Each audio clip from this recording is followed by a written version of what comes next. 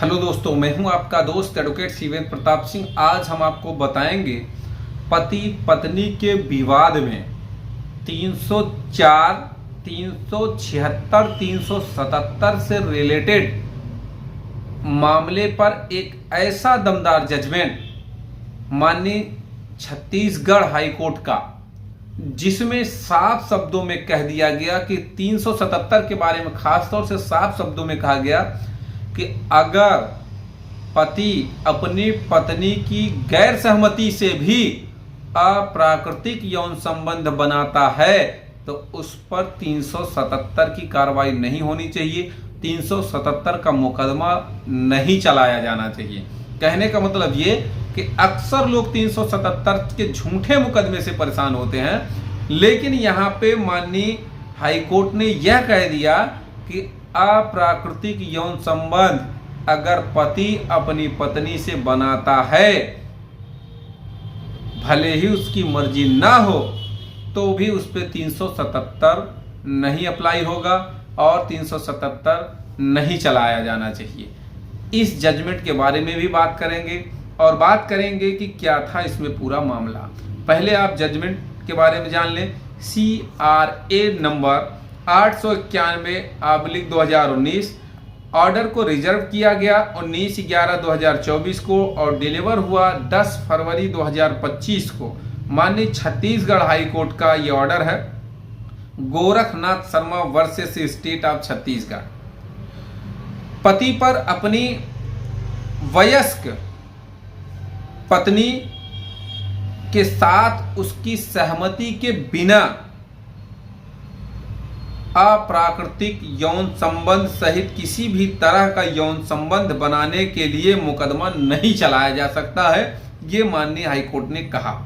Court ने कहा कि अगर पत्नी की आयु 15 वर्ष से कम नहीं है, अर्थात 15 वर्ष से अधिक है, तो उस पर बलात्कार और अप्राकृतिक यौन संबंध स्थापित करने के लिए या यौन संबंध का अपराध जो बनता है वो नहीं माना जा सकता।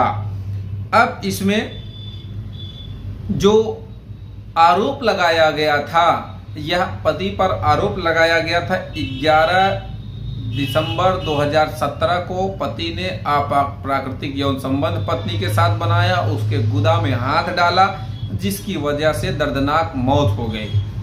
लेकिन जो मेडिकल आया, यह तो आरोप था, लेकिन जो पोस्टमार्टम हुआ, जो मेडिकल आया, उसमें साफ शब्दों में ये दिखा, ये पता चला कि पत्नी, माफ करिएगा इन शब्दों का इस्तेमाल नहीं करना चाहिए, लेकिन जो जजमेंट्स हैं अगर उनको नहीं बताया जाएगा तो भी कैसे काम चलेगा। तो उसमें ये समझ में आया, मेडिकल में ये बताया गया, ये पता चला कि जो उसकी मौत थी वो उसके गुदा में 2 छिद्र होने के कारण हुई थी। उसमें जो है ऐसा कोई कृत्य नहीं किया गया था पति के द्वारा। और लोअर कोर्ट ने 377, 376 और 304 गैर इरादतन हत्या के तहत पति को 10 साल की सजा सुना दी थी।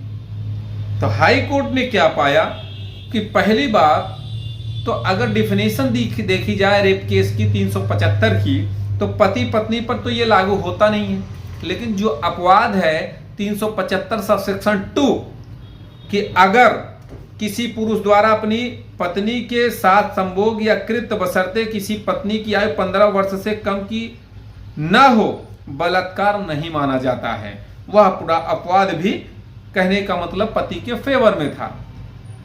377 के बारे में, वयस्क अगर है पत्नी तो फिर उस पे 376 अप्लाई नहीं होगा। अब आ जाइए 304, तो कोई ठोस सबूत 304 के बारे में भी नहीं मिला कि गैर इरादतन हत्या का दोषी पति है। लेकिन साफ शब्दों में अगर बात करी जाए तो 377, जैसा कि अभी तक आप देखते जा रहे थे, 377 धुआंधार FIR में लिखाई जाती है।